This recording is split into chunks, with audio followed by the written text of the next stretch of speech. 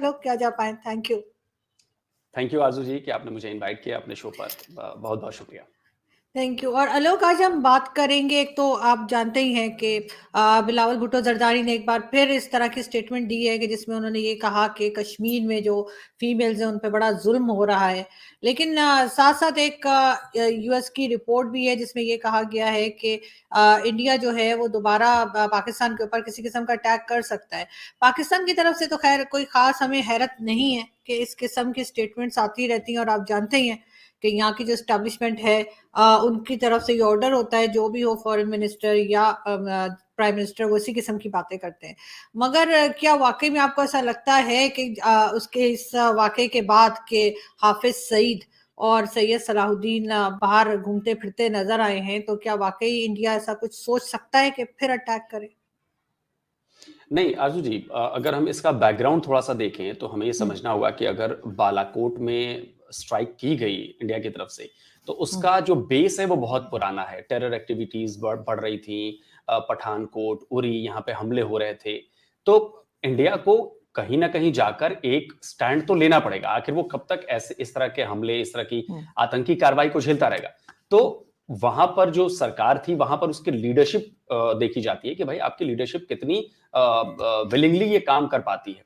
जैसा कि हमने देखा होगा मुंबई पर जब अटैक हुआ था, तो उस समय भी ये खबरें आई थी कि भाई अटैक करना चाहिए था पाकिस्तान पर, लेकिन शायद उस समय पॉलिटिकल लीडरशिप की विल इतनी ज्यादा नहीं थी।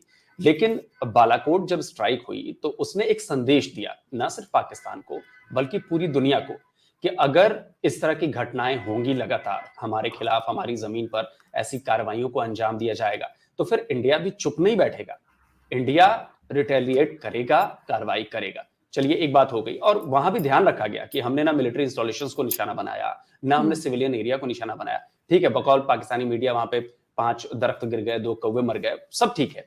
लेकिन जो स्ट्राइक हुई, इंडिया का अपना स्टैंड था कि हमने वहां पर जो टेरर कैंप्स थे, मदरसा था जहां पर ऐसे लोगों को ट्रेनिंग दी जाती है, हमने वहां पर स्ट्राइक किया। ठीक है, उसके बाद जो कुछ हुआ हम पूरी दुनिया जानती है। इस कदम ने भारत के, इसने दुनिया को संदेश दिया, इसमें अमेरिका भी है, कि जो लीडरशिप है वो बहुत स्ट्रांग है और वो जवाब देगी, वो जवाब देगी।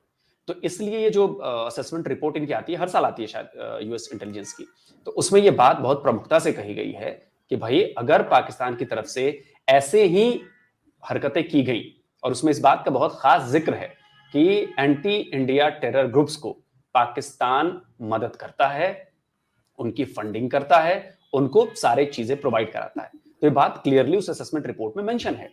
तो जाहिर सी बात है कि अमेरिका को भी लग रहा है कि एक संदेश दे दिया गया है, और अगर दोबारा उधर से ऐसी कुछ घटना होती है तो इंडिया करेगा, रिटेलिएट करेगा, वो फिर से ऐसे अटैक कर सकता है। तो उसने ये बात अपने रिपोर्ट में लिखी। और जाहिर सी बात है कि जब इंटेलिजेंस जो कम्युनिटीज हैं, भाई आपकी जैसे आईएसआई है, हमारी आरएनडब्ल्यू है, या वहां की सीआई है, तो बहुत सारी चीजें एक्सचेंज भी होती हैं, इधर से उधर चली भी जाती हैं, तो उससे जरिए मूड का भी पता चलता है कि भाई किसी देश की गवर्नमेंट अगर ऐसी कोई घटना हुई तो उसका मूड क्या कहता है कि वो क्या कर सकती है। तो ये असेसमेंट की जाती है, और वही असेसमेंट इसमें दी गई है कि अगर कार्रवाइयां नहीं रोकी गई, टेरर एक्टिविटीज नहीं रोकी गई, तो मे भी हो सकता है कि एक छोटी सी चिंगारी बड़े आग को में बदल सकती है। बिल्कुल ठीक। मगर अभी जो हमने रिसेंटली देखा कि हाफिज सईद को भी बाहर देखा गया कि घूम रहा है, और साथ ही सैयद सलाउद्दीन को भी। एक एज अ जर्नलिस्ट आप क्या समझते हैं, क्या मैसेज मिला ये दुनिया को, क्या लगा? ठीक है, भारत को तो जाहिर है कि उन लोगों का मालूम ही है, लेकिन फिर भी आपको क्या लगता है कि एक किस तरह का मैसेज गया पाकिस्तान की तरफ से?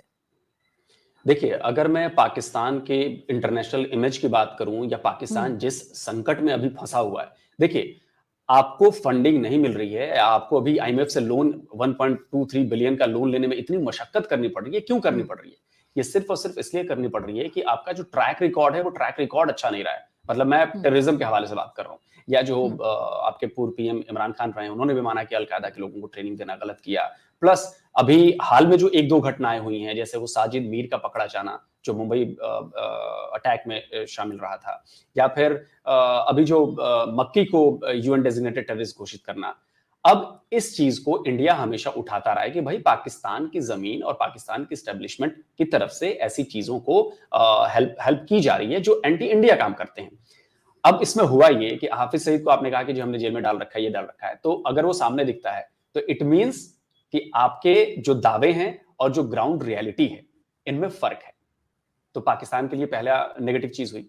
दूसरा, सैयद सलाउद्दीन, हम सब जानते हैं कि एंटी इंडिया काम होता है, वो भी डेजिग्नेटेड टेररिस्ट है, वो भी खुलेआम आता है, इंडिया को थ्रेट करता है, तो दुनिया ये भी देख रही है। तो इस मामले में पाकिस्तान एक बार फिर से बैकफुट पर है, वो भी तब जब अभी वो हाल ही में एफएटीएफ की लिस्ट से निकला है।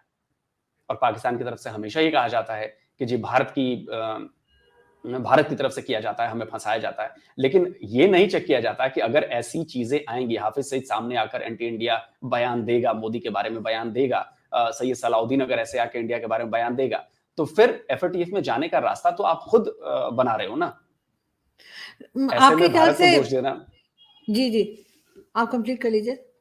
जी, तो ऐसे में भारत को दोष देना, तो सबसे पहले आप अपने आप को ठीक करिए। अब पाकिस्तान की सबसे बड़ी प्रॉब्लम ये है कि भाई बनाया तो आपने ही, और अब जब वो प्रॉब्लम क्रिएट कर रहे हैं तो आपके कंट्रोल में नहीं आ रहे हैं। कंट्रोल में नहीं आ रहे हैं तो चीजें बिगड़ रही हैं। आप करना कुछ और चाहते हो, दिखाना कुछ और चाहते हो, और हो कुछ और रहा है। तो पाकिस्तान के लिए बड़ी गड़बड़ सिचुएशन है। इन्होंने तो ये कहा था, बिल्कुल कहा था कि जी हमने अरेस्ट कर लिया है, 31 इयर्स के लिए जेल में भी डाल दिया, ये सारी बातें की थी। लेकिन अब जब बाहर हमें नजर आए हैं ये लोग, तो जाहिर है कि इसमें कहीं ना कहीं जिन लोगों ने अरेस्ट किया था या जिन्होंने ये क्लेम किया था कि हमने अरेस्ट कर लिया है, उनका भी हाथ होगा कि ये बाहर नजर आए। लेकिन आपको लगता है कि जानबूझ के ऐसा किया जा रहा है, कि किसी और तरह का मैसेज दिया जा रहा है? क्योंकि हमेशा से एक इम्प्रेशन ये रहा है कि जब भी कश्मीर की बात की जाती है तो हाफिज सईद और इस तरह के लोग जो हैं बड़े सख्त किस्म की स्टेटमेंट्स दिया करते थे, पहले बहुत ज्यादा इनके चला करते थे। और यहाँ पे तो ये तक सुनने में आता था कुछ साल पहले तक, जो मैं सुनती थी, लोग बात करते थे कि हाफिज सईद से इंडिया बहुत डरता है। ये यहाँ पे कहते जी हमने उनसे डराने के लिए रखा हुआ है। तो मतलब मुझे तो आज तक समझ नहीं आई कि उसको डराने के लिए रखे हुए का क्या मतलब है। लेकिन आपके ख्याल से बच्चे तो है नहीं ना कि बाहर आ गए या दूसरे बच्चों ने बाहर निकाल दिया उनको? ये कुछ आपको लग रहा है कोई प्लान के तहत ऐसा हो रहा है, जानबूझ के दिखाया जा रहा है, कोई और तरह की चीज चल रही है? मतलब क्या हो रहा है ये? देखिए, पाकिस्तान की जो अभी की स्थिति है वो अगर देखें तो 75 इयर्स में सबसे कमजोर दौर से पाकिस्तान गुजर रहा है आरजू जी। ये तो आप भी मानती होंगी ना कि सबसे कमजोर दौर से गुजर रहा है। इसमें कई बार होता है कि जो आपके स्टेट एक्टर्स होते हैं वो कई बार वो आपसे ज्यादा पावरफुल होते हैं, क्योंकि आपकी जो पॉलिटिकल लीडरशिप है वो बहुत ज्यादा स्टेबल नहीं है, बहुत ज्यादा स्ट्रेंथफुल नहीं है। आपकी फौज और आपकी जो पॉलिटिकल लीडरशिप है, इन दोनों के बीच भी क्लैशेस हैं। तो इसका फायदा कौन उठाएगा? वैसे लोग उठाएंगे जो अपनी पावर और ज्यादा बढ़ाना चाहते हैं। हाफिज सईद का गुट हो या जो सैयद सलाउद्दीन है, ऐसे लोग अपनी पावर भी शो करते हैं कि हम हमेशा आपके कंट्रोल में नहीं है। हो सकता है कि इनको बैकिंग आपकी फौज की तरफ से की गई हो, क्योंकि ये प्रॉब्लम्स, इसकी जवाबदेही किसको देनी है? पाकिस्तान की सरकार को देनी है, पाकिस्तान की पॉलिटिकल लीडरशिप को देनी है। जब आप यूएन में जाएंगे, वहां पर जब अगर सवाल पूछा जाएगा तो इसका जवाब तो आपको ही देना है। आपके फॉरेन मिनिस्टर देंगे, आपके प्राइम मिनिस्टर देंगे, फौज को नहीं देना है। लेकिन उसकी वजह से क्या हुआ कि फौज ने सियासत जो जमीन है वो जमीन कमजोर कर दी आपकी, क्योंकि आपको अब हर जगह जाके जवाब देना पड़ा कि जी हाफिज सईद कैसे दिख गया, जी सैयद सलाउद्दीन कैसे दिख गया। अच्छा, भारत के पास ये मौका मिल गया, भारत ने कहा कि जी ये दिख रहे हैं और भारत का पक्ष मजबूत हुआ, एज ए सबूत वो पेश करेगा। हो सकता है कल को फिर से आप एफएटीएफ की ग्रिल्स में चले जाएं। Thank you for watching. Like, share and subscribe.